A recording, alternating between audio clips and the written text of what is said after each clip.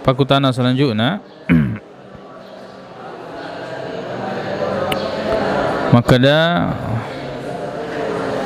yarona setawe de kina wedding matin romopang tongang ngigayaro ya, bahwa kita dilarang untuk tidur tengkurap ya.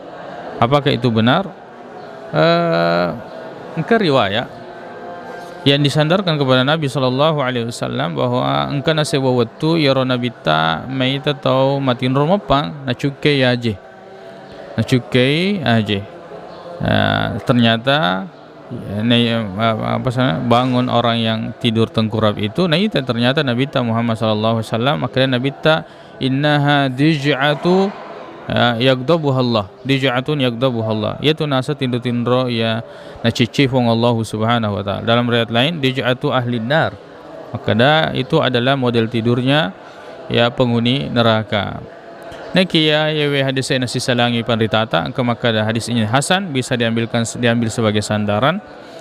Nakia yurwalaya pandrita tangan pandrita hadis eta, maka yewe hadis denasah, tidak sahih penyandarannya atau tidak sahih sanadnya ya sampai kepada Rasulullah sallallahu alaihi wasallam. Nasabah salah satu dari perawinya yang bernama Ya'ish ibnu Takhfa atau Takhfa ya, itu merupakan perawi yang dhaif, kesesena penderita hadis tak wallahu alam.